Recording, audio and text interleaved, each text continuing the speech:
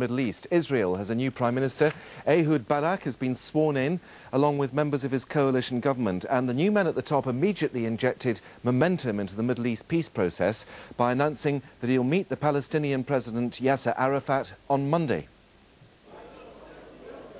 Ehud Barak arrived at Israel's parliament, the Knesset, to begin delivering on his promises of peace. The parliament voted in its new speaker, and then he set out his government's policies.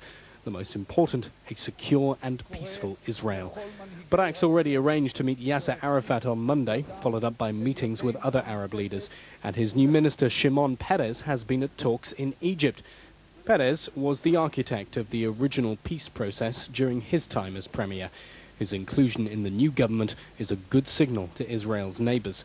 I don't know today anybody in the Middle East that wants to have another war. We have had 5 wars, we paid enough. And I think that the chances for peace are better than ever before.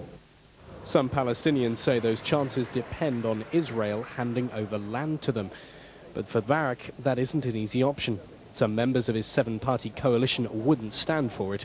But he may avoid that problem by adding more parties to the government.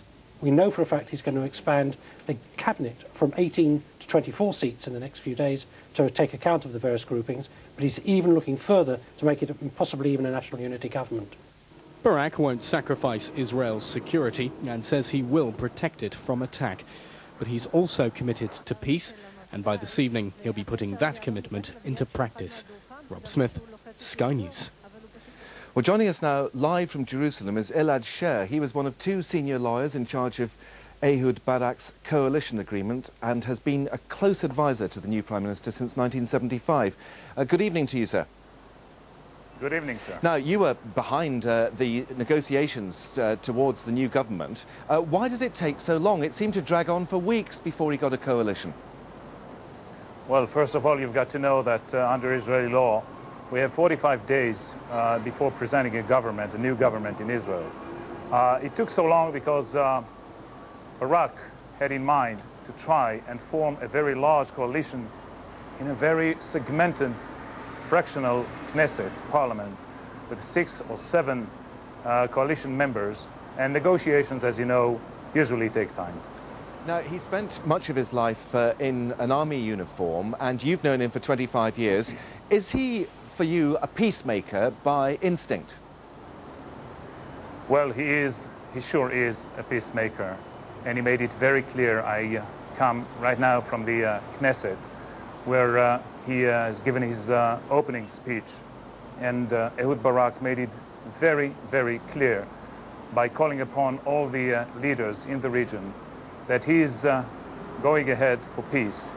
He is committed to making our lives here for our children and grandchildren and the mothers of the children here peaceful, quiet, and just for everybody. Is it not surprising then that he didn't give Shimon Peres a more prominent role in the new cabinet? Well, I think that Peres's role is very important.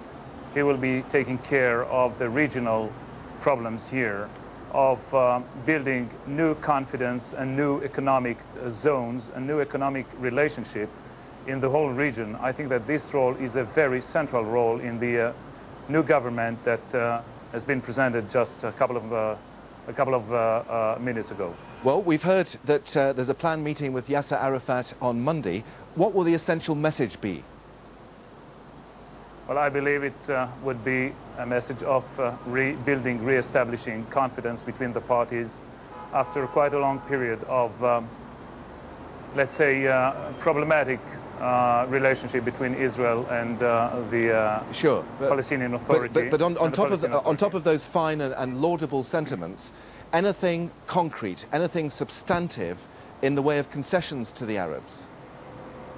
I believe that Barak's message to Yasser Arafat will be that he is committed to any obligations and undertakings taken by previous Israeli governments in the past, and that he will move ahead in building a settlement of comprehensive sort in the region with the Palestinians, our very close neighbors and our brothers in a way. And just a word for the outgoing BB who he made a very short speech in the Knesset today and then disappeared really without a by your leave. Will you miss him?